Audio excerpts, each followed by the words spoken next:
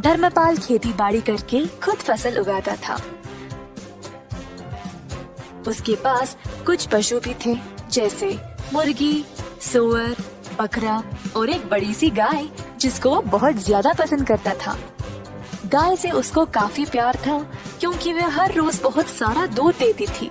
धर्मपाल की कमाई ज्यादातर गाय के दूध से ही मिलती थी, तो वो चाहता था कि गाय हमेशा स्वस्थ रहे। एक दिन जब धर्मपाल खेत में काम कर रहा था, उसका बेटा रोते हुए उसके पास आया। पापो, पापो, जल्दी आइए। क्या हुआ बेटा?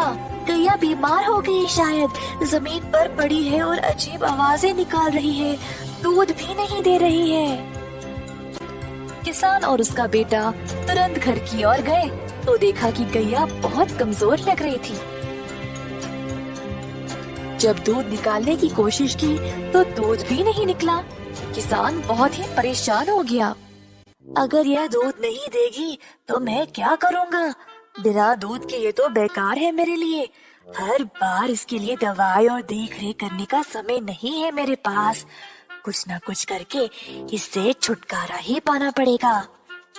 किसान को लगा कि अब गाय ठीक नहीं हो पाएगी, तो उसको खड़ा करके वन की ओर चलाते गया। गाय ने बहुत दूध दिया और अब वह उसके लिए बेकार हो चुकी थी।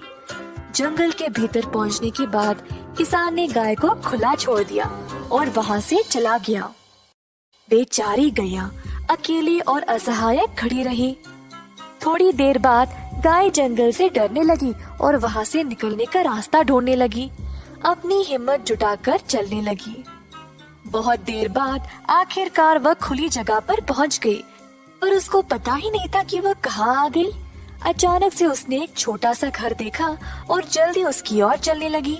घर तक पहुंचते ही वह थकावट से बेहोश गिर पड़ी दरवाजे के पास। यह एक गरीब आदमी मधु का घर था। सुबह सवेरे मधु बाहर आया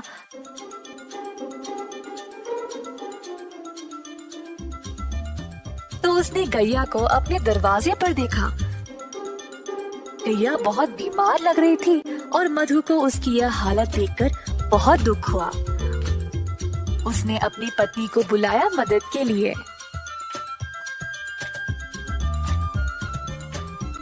ओ सुनती हो, यह बेचारी गैया बहुत बीमार है, इसका ख्याल रखना पड़ेगा।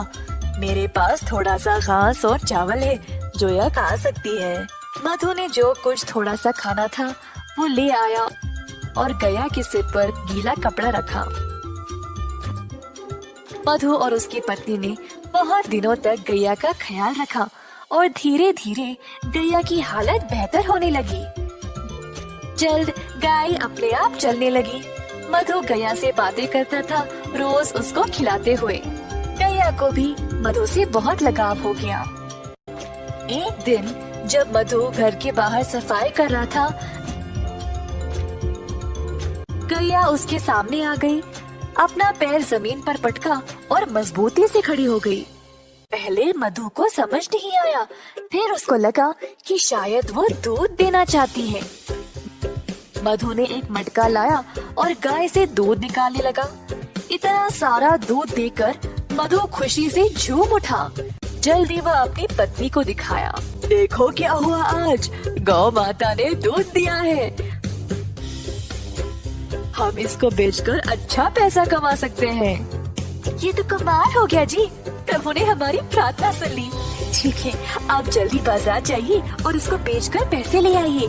आज रात हम घर पे दावत करेंगे। तो मधु गया बाजार और दूध बेचकर अच्छा पैसा कमाया। दूध बेचने लगा और जल्द अपने शुद्ध दूध के लिए मशहूर बन गया। गाँव वालों को अब केवल उसी का दूध चाहिए था, जिसके लिए अच्छी रकम भी दिया करते थे।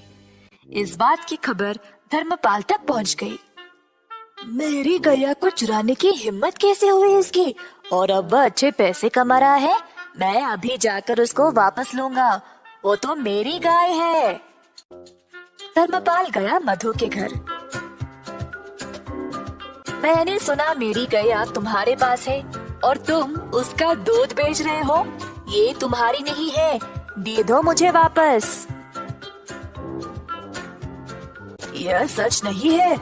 गाय बहुत बीमार थी और मरने वाली थी। तुमने इसका ख्याल नहीं रखा, पर मैंने इसको ठीक किया है। यह मेरी है। तुम गाय को वापस नहीं ले सकते। मैं चुपचाप नहीं बैठने वाला। ग्राम प्रधान के पास जाकर उनसे बात करूंगा। अब वही फैसला करेंगे। तो दोनों आदमी ग्राम प्रधान के पास जाकर अपनी समस्या सुनाई। तो यह है तुम लोगों की समस्या। यह तो बहुत आसान है, मैं हल कर दूंगा, चिंता ना करो। धर्मपाल को लगा अब वह जीत ही गया। उसको पता था कि वही गाय का असली मालिक है, तो बस उसी का नाम सुनने का इंतजार करता खड़ा रहा। तुम दोनों गाय के दाएं और बाएं खड़े हो जाओ। तो दोनों इसी प्रकार गाय के आजू बाजू में खड़े हो गए। कुछ देर तक सब चुपचाप थे। अचानक से गाय अपनी जगह से हिली और मधु के पास आकर खड़ी हो गई। अतः ग्राम प्रधान ने यह निर्णय लिया कि गाय मधु की ही है, क्योंकि उसी ने उसको प्यार दिया और उसको अच्छे से ख्याल रखा। अब गैया ने अपना मालिक खुद चुना है, तो मैं इसकी इच्छा टाल नहीं सकता। मधु, ले जाओ अपनी गाय को। मधु बहुत खुश हो गया और गैया को अपने घर ले चला। धर्मपाल निराश होकर पछताने लगा कि उसने गैया को पहले जाने ही क्यों दिया था।